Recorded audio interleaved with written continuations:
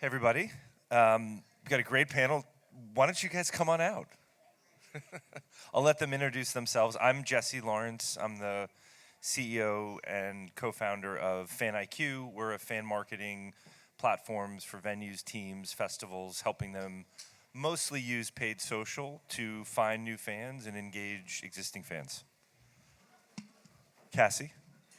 Hello, everyone. I'm Cassie Dispenza with Saffire. We do website and ticketing platforms for large-scale events, a lot of fairs, festivals, rodeos, and the like. So happy to be here.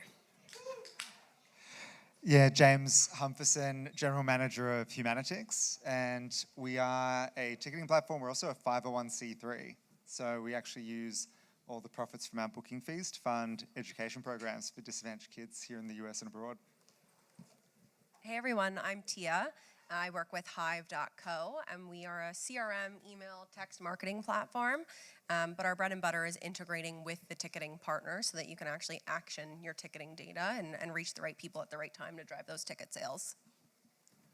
Hey guys, my name's Andrew. I head partnerships at Easol. We're a experience commerce / ticketing platform, so we allow festivals to sort of bring their ticketing in-house and have a lot more control over their data fees and help them make more money. Hi everyone, I'm Rebecca Throne. I have a ticketing consultancy called The Art of Ticketing, really focused on helping people to clarify their ticketing strategies, identify the right partners for them. I was the head of ticketing for Burning Man for about 20 years, so I come to it from a both strategic and operational standpoint. Cool. Well, thanks, everyone. We're going to start with kind of a counterintuitive concept in the ticketing world, which is the idea that ticketing actually doesn't exist. And we're going to start with that and unpack what that means for festivals and how it should impact the way they're looking at ticketing partners. So, Rebecca, why don't you lead us with that concept? I think we owe that one to you, so why don't you This start one's there? my fault because I'm a troublemaker. So the idea that ticketing doesn't exist is because ticketing is actually describing an intersection of all of your core business functions. It's describing the intersection of finance, of operations, of strategy, of marketing communications, of culture and community building. So really understanding how all of those things have to fit together and thinking about them holistically so that they can be mutually reinforcing and not at odds or competing for resources. Any other interpretations of ticketing doesn't exist? Thoughts on it? Yeah, I think it's the future of ticketing is like the tech alliance model. So you have the best-in-class product for ticketing and for on-site operations, but then you have marketing tools and pre-sale, gamification, and all of these different functions that seamlessly speak together and then allow you to build profiles to then be able to obviously nurture those relationships, and that can be from obviously pre-sale through to then post actual event itself. I think it might come down to that concept of no one wants to be sold, right? That's a very common conception. No one wants to feel like they're being sold something. You want to be experiencing something or being a part of something bigger. And so to me, that's when you describe it that way, how it really speaks to me. And I think as ticketing companies and ticketing professionals, we have an obligation to the audience to provide that so that people want to buy and want to come to your events, and giving them that reason to buy from you. That's also a good if it exists, it's because you notice it exists, which happens a lot these days, but it's almost never a good thing. Ticketing platforms in the news are generally negative consumer sentiment. But okay, so that's a good starting point. But despite the fact that in theory they don't exist, they still cost money, and you still have to pay for ticketing partners. So let's talk about some of the different types of ticketing partners that are out there. What are the various models that festival promoters can look at as they're thinking about what ticketing partner best suits them? Andrew, you want to start there? Sure, yeah, I think it all comes down to Rebecca's point of what they are looking for. I always like to ask people, it's like, what are you looking for in your ticketing platform, right? I think there's no, as we counted, there's no shortage of ticketing systems out there, right? So going through and navigating that space, I think, can be overwhelming for a lot of event organizers. And ultimately, it's about finding out like what is it? For some people, it might just be fees and money driven, which a lot of times, unfortunately, it is. Other times, it's I just need really good data, or I need really good like reporting, and I need to be able to just work with somebody who like has tooling that can make me more money, right? So it's kind of figuring out what it is. Maybe it's event operations, right? Do you have the capacity to support everything that we do on site and our box office and so forth? So I think that question of like initially asking them what is it that you're looking for in a system, getting them to think about that versus just maybe going down the natural funnel of like, these guys offered me a lower fee and how do you compare, and getting to really think about like what are you looking for? How can a software like support what you're doing? What are your goals? So I think that's the first step, is just getting people thinking about like, yeah, you're right, what do I need when I'm looking into a system? And what are those goals? And anyone feel free to grab this. Like, how should promoters be thinking about different types of goals? I mean, you think ticketing, you think I want to sell tickets. What are the other goals that should be on everybody's radar? Yeah, I think we were kind of having a little bit of a yarn about this just before, but a point that Rebecca raised earlier when we were chatting was with respect to, a lot of promoters need access to capital in order to actually run their operation and put deposits on like pre-artist announcement. And so what can happen is these like competing objectives for a promoter that either needs access to funding or is trying to choose the best ticketing platform to then execute on sale and then on-site operations as well. And that's a real challenge, both from a transparency perspective, like understanding what the true cost is of taking those types of cash advance structures. So we suggest to all of our clients when they're weighing up deals with different platforms, and there are so many platforms out there and so many needs from a ticketing perspective, but getting offers for like, what is the cost of this contract with the cash advance and without, and understanding what that differential looks like. And then we've been working with partners, and a shout out to Boris from Soundcheck Capital, who's ex-C Tickets, but he's effectively providing financing for organizers directly, because traditionally, obviously in this space, ticketing platforms have become the financial institutions of the industry. And because they understand the events industry, organizers can't access traditional forms of capital. And so that is a mechanism that's actually allowing promoters to be able to choose access to funding, separate that from ticketing platforms, and therefore choose the best product that's suited for their needs. Cassie, how do you guys think about upfront money now? How has that changed? And where's the market these days for that, and what's the scale required for that to be an option for festivals?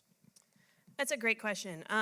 It varies a lot, as you can probably imagine. I think every ticketing company has some element of that they work with certain organizations where they're, that might be the only way the event gets off the ground. And to your point, right, like ticketing is oftentimes the financial institution of the event, especially if, sponsor revenue hasn't started to come in or whatever. So I think with the competitive nature of ticketing, it sometimes comes naturally, but just because someone's willing to give you the most money up front doesn't necessarily mean they're going to be the best long-term partner.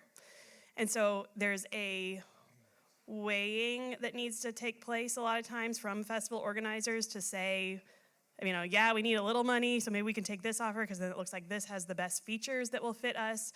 And then if it's somebody who you feel, okay, we need to take this up for money and do what we need to do, then, maybe you don't sign the longest contract they're offering, right? Because the last thing you want to do is take a bunch of upfront money and then wish in 5 years that you didn't still have 5 years left on your contract because they're no longer serving you in the way that you want to be served. And I think there's so many, of course, the bigger the company, a lot of times the more money they're willing to give you up front, right, on the ticketing side. So it's definitely like a weighing of all sides to figure out who's going to support you the best. And oftentimes the smaller your festival is, the more you need a partner in the space who is going to respect you and your size, and not the company who's just willing to give you the most money at the beginning. I hope that answered it. Yeah, that's a great answer. Yeah, and I would just add to that. I think it's always enticing to have the money there, and to your point, there is an element of like needing working capital to kind of get started. Mm-hmm. But it can also work in reverse. We've worked with some festival organizers where they had a catalog of events, they got a big fat check.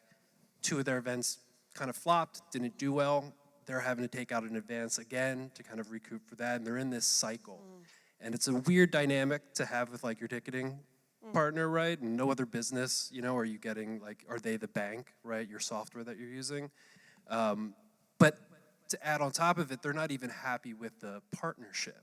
And they're just locked into this kind of and they're going to be in that hole for probably another like 2 years until they can get out. So you just got to be mindful and careful before. I know it's really enticing to have those checks, and there's some platforms that really have the deep pockets to do that, and it's really competitive, but you got to think a little bit kind of long term.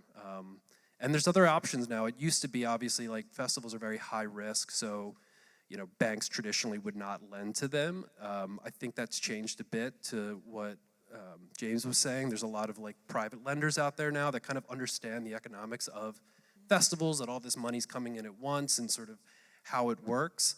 A lot of times they can also be more flexible on repayment. So like maybe obviously you want to pay back right away, like as soon as you have your ticket sales come in, but a lot of people have other cash flow needs.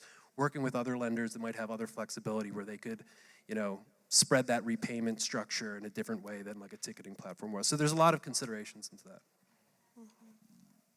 I think we'll try to do questions as we go. Does anyone have questions on the landscape of ticketing companies that they want to throw out? I think Rebecca has a list that is up to 94. Didn't we add a 94th? There are some like header column or header rows in there, but yes. Okay. So 90, above 90. So there's a lot of vendors out there. Any questions from anybody on how to approach thinking about ticketing companies or partners? Are there any solutions to the cycle of getting in deeper debt? Are there untapped high potential revenue streams maybe that ticketing companies can help festivals access?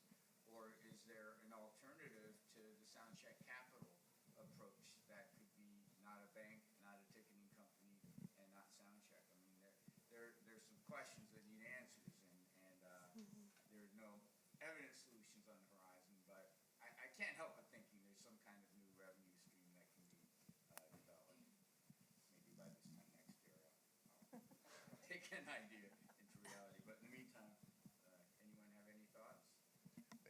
Andrew, maybe you could talk about some of the sort of other stuff that surrounds ticketing.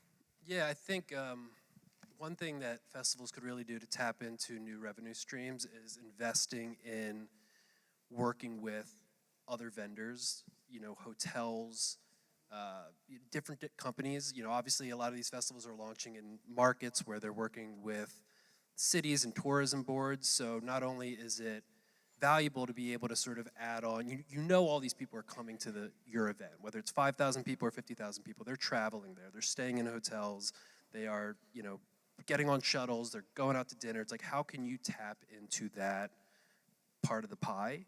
Process is underway with, I guess, what Sound Diplomacy is doing bigger and better than others, but others are doing it too, and I think Sound diplomacy? they kind of invented the Music City singing, going to the governments that are sitting on. Got it. Get the arts grants, but the massive tourism budgets and closing the gap between the massive amounts of money. So is that an organization that festival promoters could be reaching out to and looking for help? Sound diplomacy? I haven't. Get Shane Shapiro's book and read it. Okay. It kind of gives you the language that you need to talk. Gene Shapiro? Shane, S-H-A-I-N. Shane Shapiro. Yeah, and the title is the Talking Heads song. Stop making sense? That would have been the earlier line, but it's been a long time coming. Okay. The whole Music Cities movement. Huh. That is actually the best solution, and it's started. There's a long way to go because it's government. Yeah. But I remember I had a client at Ottawa Blues Fest, and Ottawa spending these massive amounts of money for full-page ads in the New Yorker that had like a family in front of the Parliament buildings, right? And this is like a festival. It's like $20, and I think that year it was like Tom Petty and Keith Urban and like every genre, great acts, and that's going to bring people Right. into the city. Yeah. And it's just a waste because there's so much money wasted on generic tourism marketing that doesn't move the needle. Yeah. And people make their vacation decisions especially in their 20s and 30s, based on what music events, what clubs, what festivals are going on. Yeah. So reach out and grab the money. Austin, when they said that Saffire bought $100 million into the Austin economy, everyone said, hey, we're a music city too. And that process has been underway for a long time. That's a great resource, Anything that yeah. can be done to elevate it Yep. is in everybody's interest. Was there another question back here somewhere? Nope. Yeah. I had a question, which is probably very naive. I'm not a venue, but as a consumer, What do you do? well, I'm an advisor to a startup company. My son will be on the next panel for risk management, but it's a I've heard your story. work and communication. So, but as a consumer who buys tickets, I know Ticketmaster and StubHub, so I'm really confused as to what you're doing. What is a ticketing platform and the resources and necessary? And I'm a kind of a data measurement expert for my previous careers, but I'm really confused as to what you're offering, and I'd love to know more because obviously I think from a consumer perspective, we're fed up with the big ticketing conglomerates and the pricing. So I think that's another, maybe at least half another panel, but I think the difference between StubHub, Ticketmaster, those are consumer facing, and selling. Ticketmaster is actually a competitor in theory to every ticketing platform here, but and I'll speak for the panel, they're working with promoters that maybe for whatever reason don't want to work with Ticketmaster. And so if you're shopping for Burning Man tickets, Rebecca spent 20 years running Burning Man, that platform would not be Ticketmaster. It would be, was it a white label? Completely, yeah. And just talk through kind of how, maybe that process and what that was like for you. So I actually love that you brought this up because in the US market specifically, if anyone's thirsty, there's more water coming.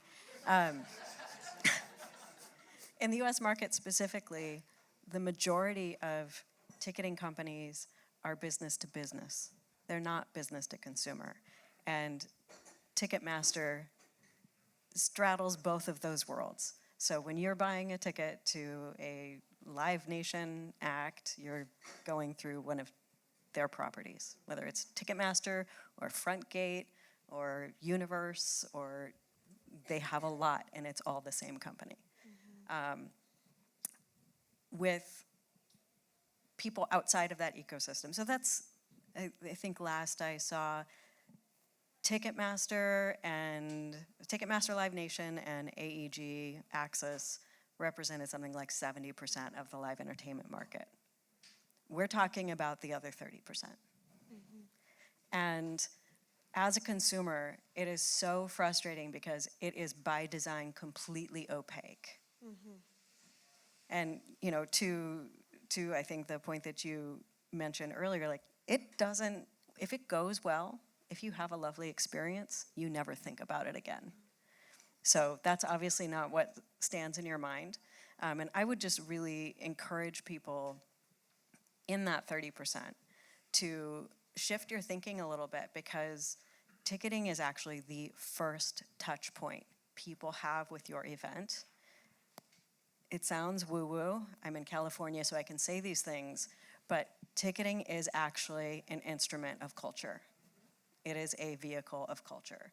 And you can leverage it as such, and it can actually be impactful and set the tone for that entire experience, which is fundamentally going to be affinity-based, right? You're speaking to people's emotions, or it can be a transaction from a giant company, and you're nothing more than a piece of data. Maybe the other end of the spectrum from Ticketmaster is Humanitix, not because of scale, but if Ticketmaster's doing whatever they're doing, you're doing what you're doing for good. Yeah. And maybe talk, I don't know if that's where you were going to go, but jump in. Yeah, we've approached ticketing with a completely different economic structure. So as a registered charity, a 501c3, there is no equity in the model. And our partner charities are actually kind of quote unquote our shareholders. So we're purely philanthropically funded, at least initially, with a few high net wealth individuals and some foundations. But our model kicks out now 7 to 8 million US a year to our partner charities, and that's perpetually growing. And obviously, if you can hear my janky accent, it's from Australia, but that's where we started and launched here in the US 4 years ago. And this is another perfect example of like using capitalistic models, but twisting them with a little bit of a narrative, which are better for the end consumer. It's better for promoters, given you're not trying to rinse them with opaque fee structures and different pricing models. And then for society, because you can fund these incredible social programs. Let's shift to data. One of the big inputs and outputs of the ticketing system world is data. So let's talk a little bit about what kind of data festivals should be thinking about that both they need coming out of their ticketing systems, but also they need feeding into their ticketing systems to make them most useful. And Tia, we haven't heard from you. Maybe you could sort of start that one off. Yeah, 100%. I think when you're evaluating your ticketing partners, you want to see like 100% like what is that data that you're getting in. I think it's really important. Your email opt-in, we talk a lot about email, but also SMS opt-in. That's a really good revenue channel as well. Which is separate. Yeah. Those are separate opt-ins legally. Two separate opt-ins, 100%. And some people will even make a game out of suing people if they don't get the opt-in and they get that text message. So you want that SMS opt-in, you want that email opt-in. We also see a lot of people who just aren't using the ticketing data to the fullest, right? And so it's things like your average revenue per contact, artist data, genre data, location data. We have one festival series that uses the ticketing data from our reports and our platform to essentially go to sponsors, go to the travel board and tourism board and get better deals because they can prove the concrete impact on the economic value of the people that are coming into these festivals. So I think that's probably what I would say in terms of the ticketing data that you want to be getting out there. And that ties back to the sort of fundraising model. If you can use data, it's not just for getting the customer back, but telling your story to local agencies and other potential funders. Interesting. And having that confidence too, that like this went so well this year, this is how it's going to go well next year, and then it just helps you to build that kind of story. What do you think, Cassie? I'm interested in, Humanitix, the scale of your events is probably bigger than anyone on the panel. Mm-hmm. How does the use of data, the value of it change when you're in that kind of state fair model? Yeah, so if you're not familiar, Saffire does do ticketing for a lot of these state fairs in the country. You're talking, like San Diego County Fair even has like 1.2 million people attend over a 3-week period. So sometimes when you have just that volume of people coming through the gates, and especially in some of those models where people don't buy as much in advance, right? I don't need to buy my ticket to walk through the state fair months in advance. I'm going to make that decision maybe the week before, then maybe I buy it online, or maybe I just walk up to the gate and buy it there. So for us, it can come down to also how do we collect some of that data in addition to all of what Tia was talking about. And we can do that via kiosk sales sometimes, where we force people to receive their ticket via text. Then, of course, let them opt in if they want, right, to that text marketing. We can ask for zip codes, upon transactions, but sometimes you don't want to stop the sale to ask for too much data also. So there's a fine line between how you can collect that data for people who maybe otherwise are largely unknowns, right, coming into your grounds.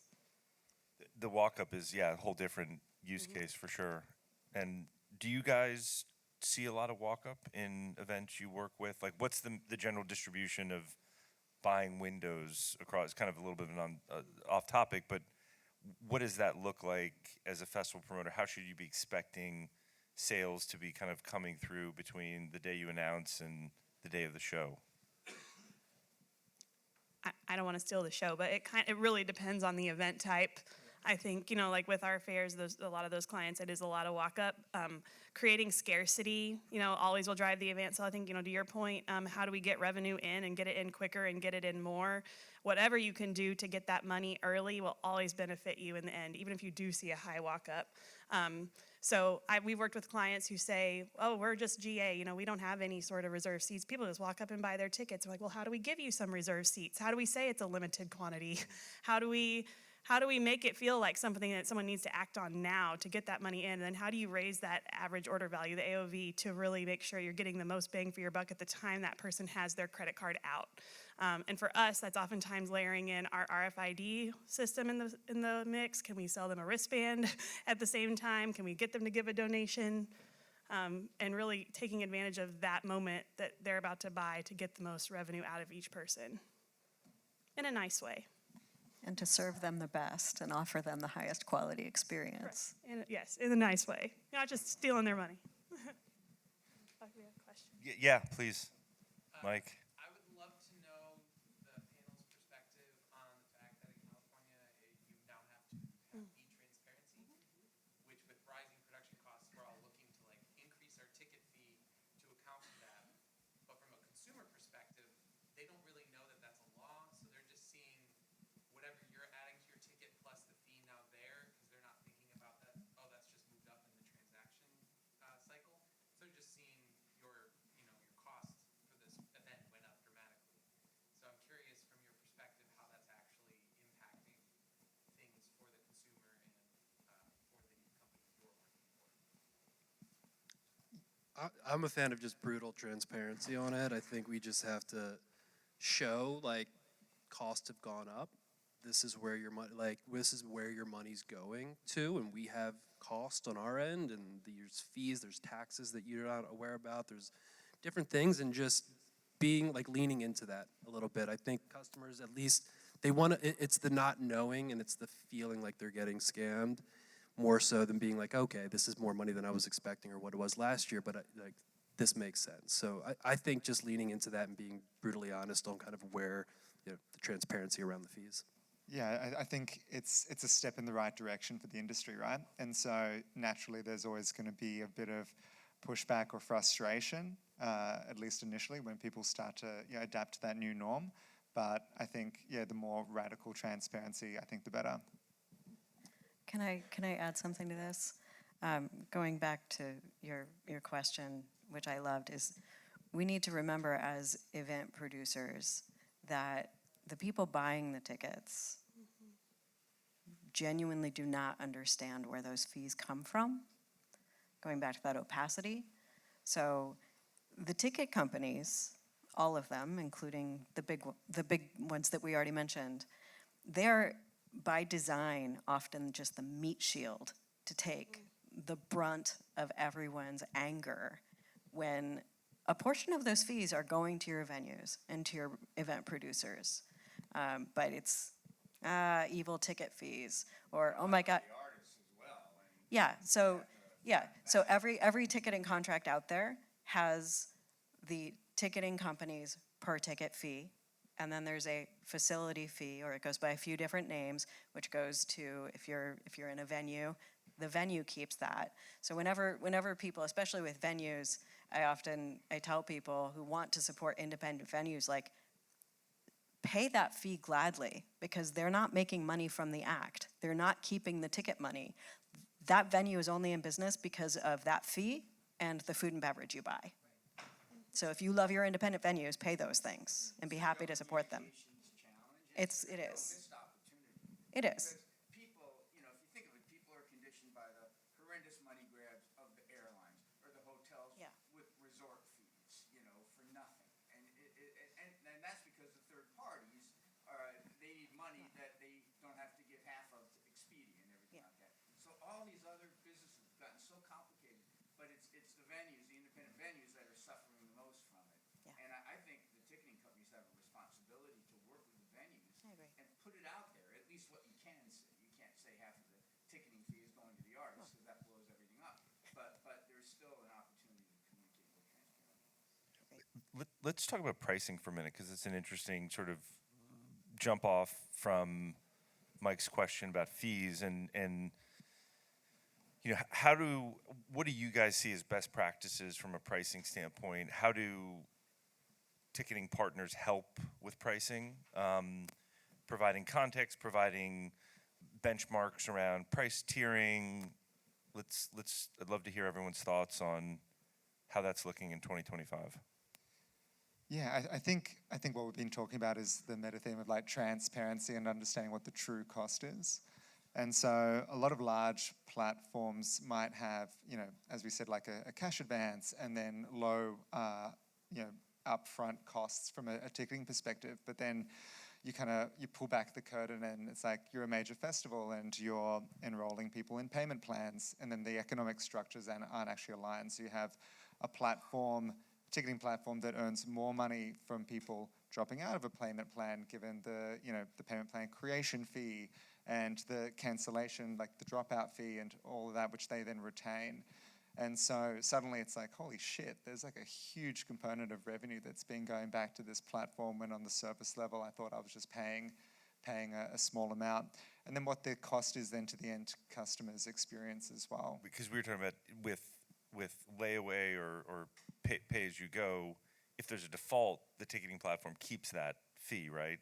Yeah, absolutely. In some instances. So if they're with a not partial- helping you kind of continue to get that payment, then you could be left holding the bag, or they just have free money that you don't have a piece of. Yeah, so it's working against you for you to maximize your own revenue generation. So we take a big approach and just like radical transparency, align the economic structures of the ticketing platform with the promoter. And then, that's how we would approach the framework of actually looking at. When you say radical transparency, what does that mean beyond just transparency? Yeah, so like we've built out payment plans off a lot of this feedback, right? And so we let the promoter set the payment plan fee. They keep all of that. Humanitix there's no difference to us from a business perspective whether a ticket is sold upfront with cash or whether it's sold via payment plan. And so I think that kind of approach is much needed. Yeah, just to add to that, I mean, we had a festival that was, just recently we were kind of digging into the numbers with them, and they were using a third party that was putting on payment plans, and they were charging $10 for those payment plans. And, we asked, like, what percentage of your customers are opting into this? It was a 20,000 person festival. 50% of their customers are opting into payment plans, paying a $10 payment plan fee that they're getting zero from, right? That's like $100K that they could be keeping, right? And they weren't looking into that, right? It was sold to them as just a feature that does help with conversion and so forth, that they'd be able to offer their fans. But to that point, you open the curtain a bit, and that's where, a lot of these platforms are getting their money. So being able to, turn those levers on for yourself, the booking fee side of it, obviously, like if you can set your own booking fees, that's sort of our model is more of like a subscription and then pay processing, and it doesn't get into these complex, really nuanced tiering contracts and pricing models. It's, our approach is just let the platform speak for itself, and if you're using it, if it's making you money, you're gonna keep using it. If it's not, you can leave, but we're not gonna trick you into this thing where you end up using our platform, signing a 2-year contract, right? So again, kind of goes back to that transparency point. Lack of transparency, not only to the consumer, but to the partner. To the partner. Yeah, interesting. Well, and also a conflict of interest. You're at cross purposes there when the ticketing company benefits from people defaulting on payment plans. Yep. And, Cassie made a really good point in our pre-conversation about most people are not very well served by their ticketing partners. And I would just encourage everybody in this room who works with a ticketing partner, use them as a resource. Like, chuck the vendor out of your mind. Like, these people have more insight to more events than you ever will, and you are paying them a lot of money. So tap into that. If you're thinking about different price structures, hit up your main account person and say, hey, I would actually love for you to model out based on some of your other peer events. Like, they're not giving you proprietary information on other events, but they have visibility into so much more than you do. Make them work for you. Make them work for you. And everything is negotiable. Never forget that. Tia, They have the best customer service, but sometimes the customers don't know how to ask for it, and that's a great suggestion. Tia, will you talk about price tiering and how you've seen that work? I know with Hive, you guys do SMS and email as tiers. One of the things I think that the festival world has done that no one else has adopted, and maybe this is a cash flow constraint, is prices go up as the event gets closer. Everything else, prices tend to go down. And I think it's such a simple but powerful concept. So I'd love to hear, how do you see that benefiting festivals using Hive to kind of announce tiers, and any other thoughts on tiering? I'd love to hear as well. Yeah, I think it goes back to understanding your audience at the end of the day, and looking at the event marketing life cycle as well. When you think about pre-sale, a lot of people think like, I have to discount this so hard to get people to actually buy it. But that's not really accurate. That's not the truth. It's really about the story you tell. When you do a pre-sale, you can make it about scarcity. You can make it about like that FOMO, that fear of missing out. We're only releasing this many tickets to this many people. And it doesn't have to be a huge price decrease.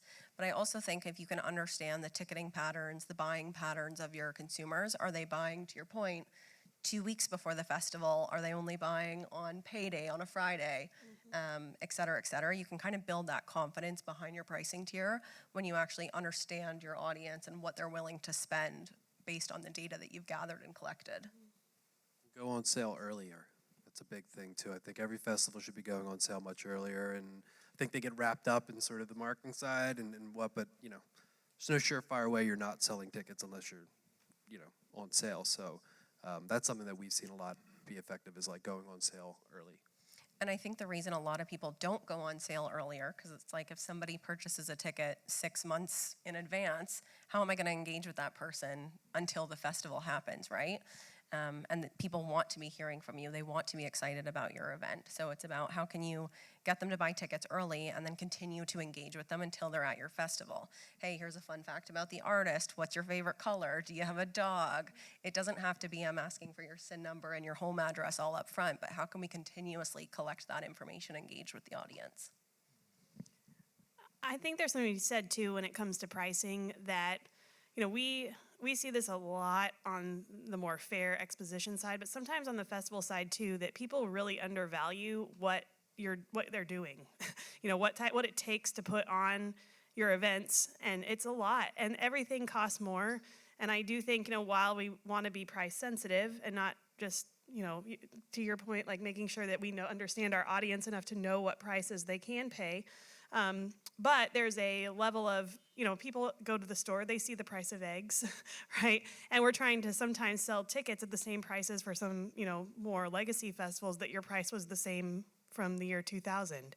And it's just not feasible for that to be the case anymore. And so you're trying to cover more with less resource. So your ticketing company honestly could be a good resource for that too, to your point, right? Like, hey, what are you seeing for other festivals? Did other people raise their rates a little bit? What percentage did they see? What type of festival do you have that could be compared to another one down the road, and see what their, you know, pricing is? And one of the things that I love about this industry, that Saffire has always loved about this industry, is it's very sharing. You know, people are willing to call up a neighbor festival and ask how they saw their price changes affect their bottom line, and your ticket companies too. So, And back to the finding a ticketing partner that really sort of fits your model.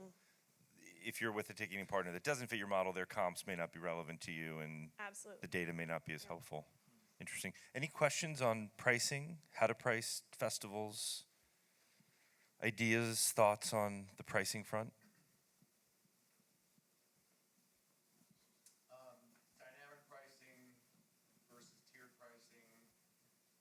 How do you think about assessing demand and how much inventory to allocate?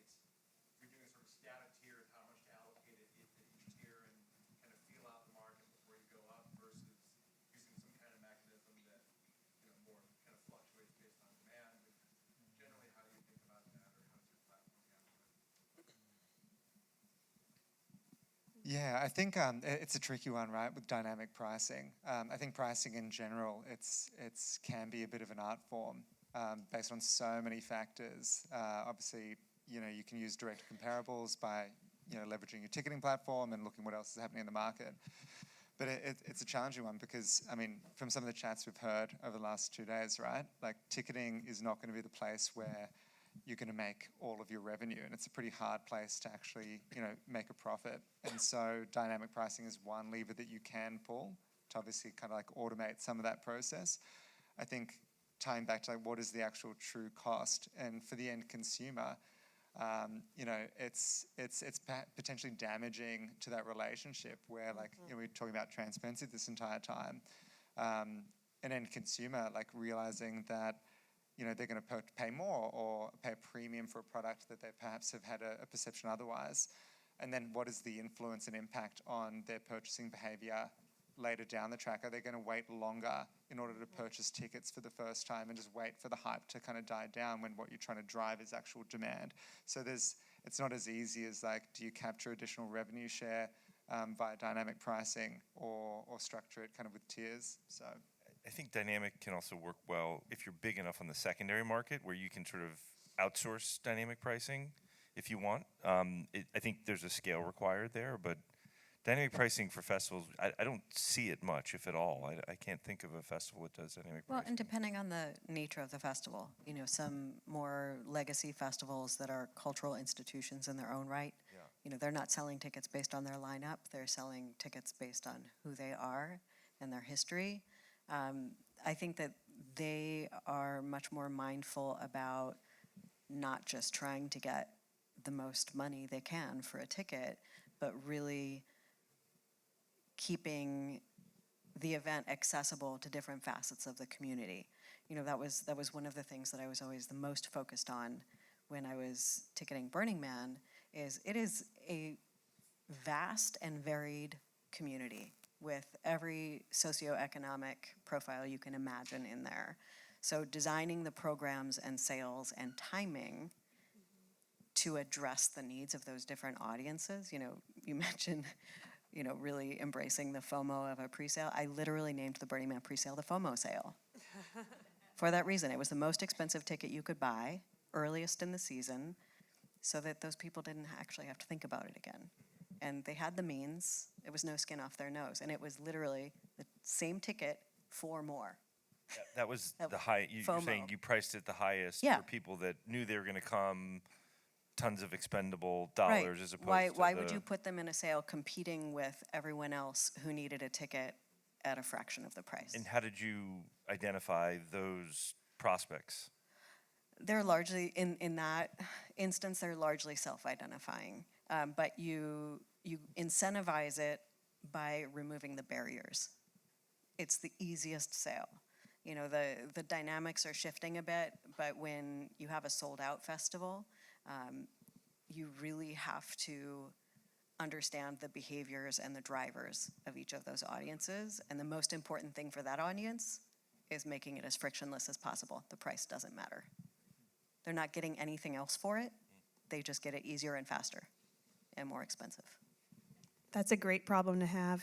Yeah, well, it creates other problems. It creates other problems. I'm curious how you all got into ticketing and why when it has such a negative rep. And was it the specific, I say that because I work at Humanitix. But I'm curious, why you stayed in it and why your particular company and what led you here, if that's okay to ask. Yeah, we've got 5 minutes, so let's do a quick pass on that. I have one last question I want to ask, but yes, go ahead. I got suckered into being Burning Man's walk-in ticket outlet manager because I think there was a staff of 20 and somebody figured out I wasn't going to steal all the cash. I was in event operations beforehand, and there was a lot of manual processes, and Easol, I think, has solved a lot of pain points for festivals that I personally encountered, and I thought we're kind of thinking about things a little bit out of the box. A lot, you know, like we talked about, there's a million ticketing companies out there, a little bit of feature here, lower fees here, but there's much broader, like bigger things of like how to think about selling and giving that ownership back to the festival, so you know they can basically take it all in. They don't worry about selling off their data. They control their fees. They control when they get paid, and just being a lot more autonomous in that sense and having a lot more agility. So that's kind of why I kind of pivoted into it. Hive actually started as a ticketing platform. Not a lot of people know this. We're obviously email, SMS marketing, but started as a ticketing platform well before my time, and very quickly pivoted because they saw a huge gap and niche in the market, right? So many of these platforms, ESPs, CRMs, et cetera, they don't speak to the ticketing platforms. There's no connection. They're getting the first name, maybe the email if they're lucky. They're not getting any opt-in. And I think at the end of the day, like, that's the most important stuff that you need, right? So that's what makes me excited about it. Yeah, I mean, Jess, you obviously know this, but I mean, myself and a lot of the team got involved in Humanitix, coming from like radically different backgrounds from finance and philanthropy and a variety of different industries. And I think the core to that is like, given that we've been given opportunities of education and community and financial security, how do we then spend our time on this earth? And that's by contributing back and supporting those that were less fortunate than ourselves. And so this is one avenue that we've kind of found to do so. Saffire actually started as a website CMS platform, which we still have. We do full service custom websites for clients, and so our ticketing links directly through your website, where you never leave your actual website to buy the ticket. So from that end, that's kind of how we got into it. I would say staying in it now, we some of our marketing slogans say it. We have raging fans with a 90% customer retention rate. So once you're kind of in, you're in with us. And so that's kind of why I feel like we've stayed in it and continued to grow as we have, because for the people who work with us, we call them our Saffire family. It's a tight-knit niche group of events who really love our products and our platform and are willing to talk about it. And so it's really fulfilling on a day-to-day basis to play the small part that we do and making sure that all of our clients' events, go off without a hitch to the best of our abilities from at least one small part, the ticketing side, and the website side then sometime too. I got into ticketing mostly out of naivety, and then addition to that, once I realized there was no going back, just helping connect fans to rights holders. I don't think teams and venues and festivals have done a great job historically of just communicating the why of their events. It's been very much about the what, like when is it, how much is it, and I think there's a real opportunity to communicate the why of like why should you be interested in an event, and that's what FanIQ tries to help do. So I think we've got 4 minutes more. What's one tool that you think beyond ticketing is indispensable for event promoters, or everyone can give their one, and it could be your company if that's Hive.co. and why? Yeah, no, but seriously, I think the more data that you can have and the more that you can partner with people who are investing in the ecosystem of like the tech stacks as well and those partnerships, the better off you're going to be at the end of the day. Like, data is king, data is gold, we all know that. And you have to find a way to actually leverage that. If you're just sitting on that data, it's dollars wasted at the end of the day. Yeah, I mean, just touching on kind of the broader theme here and just like finding the right partner. And so, it's beautiful that at Saffire, for example, that you have like such a strong retention rate and people that you actually love to support and they feel supported in kind. It's the exact same with your entire suite of products. If you can find people that are bought into your ethos, they give a shit about what you actually do and how you want to do it, I think that's kind of the biggest thing. And so for us, like, we're heart-led, but we also, that's not the reason why people use us. They use us because it's a better price and we can execute to a high level, but finding the right partners that are bought in on the vision that you're wanting to achieve. Rebecca? I'm going to take us philosophical, and I'm going to say the most important tool you can have is a clarity of what your mission is. Because when you are really explicit about what the why is, that's the most useful lens you can look through that helps make all of the other decisions. So planning before you do anything about why are we here, what's the brand about, who do we want to attract and connect with? Yeah, I'd agree with that. I'd also agree with Hive. They're really important. But I think it's that point. It's understanding like what is it that you're looking for? What do you need to outsource? Why do you need to outsource it? And what can you do yourself? What are you capable of? What are you know what I mean? And kind of understanding that landscape. So it's going to be different partners and different tools for everybody, but it kind of goes back to the why and sort of understanding like your business first and then making that decision. The functional roles, understanding the different functional roles that go into putting on an event, I think is important. And what tools can support each of those because they're all different.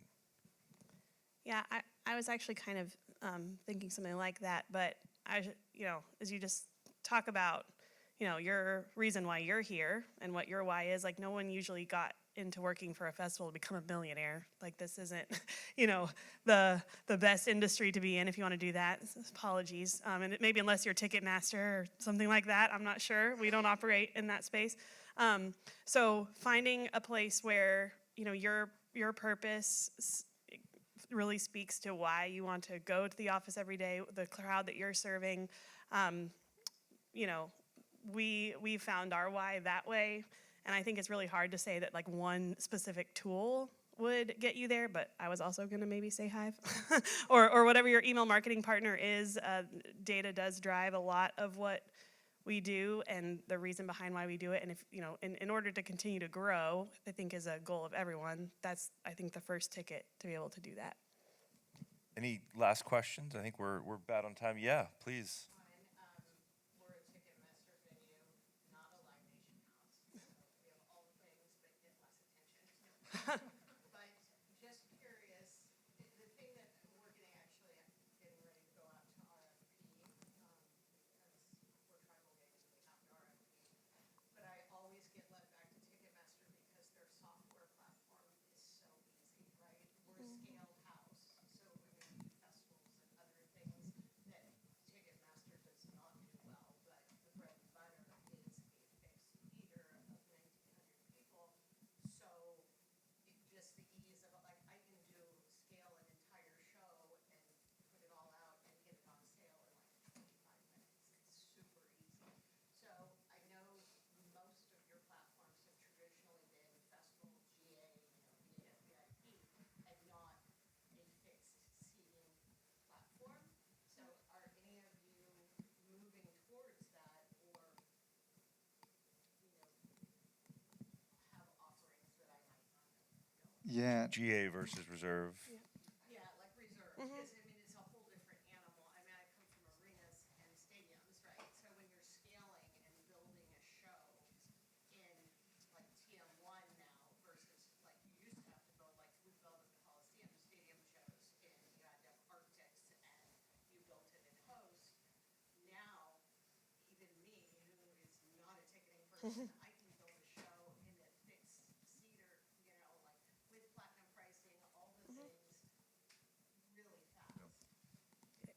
Yeah, we have reserved seating. I think you as well. I think a lot of the smaller ticketing platforms out there do, and yes, we sell a lot of GA tickets too. But I would think if you talk to some of our clients, they'd probably say it's that fast too. So I mean, I do think there's a level of comfortability. If you love Ticketmaster and you're comfortable using it, and that's the best partner for you, like so be it. We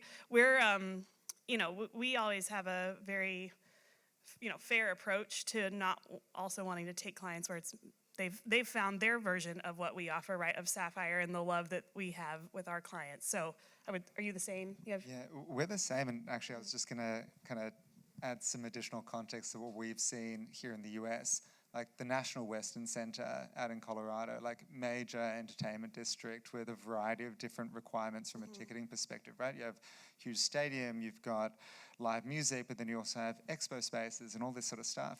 Within their RFP, they actually requested 3 ticketing platforms, 2 that were actually focused primarily around the music component, and 1 that was actually focused on like all the ancillary stuff. And then the relationship is the idea that each platform, when there's a new event that comes on the schedule, like the best platform is used for that specific event. And so I think there's like some interesting, perhaps that's not suitable for how you kind of run your operation, but I don't playing around with those types of structures where, it's very rare that one platform is going to be the best fit for absolutely everything that you do. Because I find the thing that really struggles is TM is great for stadiums, arenas, and our large theater, but it's when we do the other things where it just doesn't satisfy. Yeah, that's a great idea. It's really problematic. So Yep. it's like, how do we get to that place where we can do what we want to do on our EDM, our festivals, our pool parties, and the things that we do, working within those bounds, and it's not satisfying. So if anybody wants a copy of our RFP when it goes out, please give me your card. Cool. Well, we'll stop there. Thank you, panelists. That was great. Thank you, audience.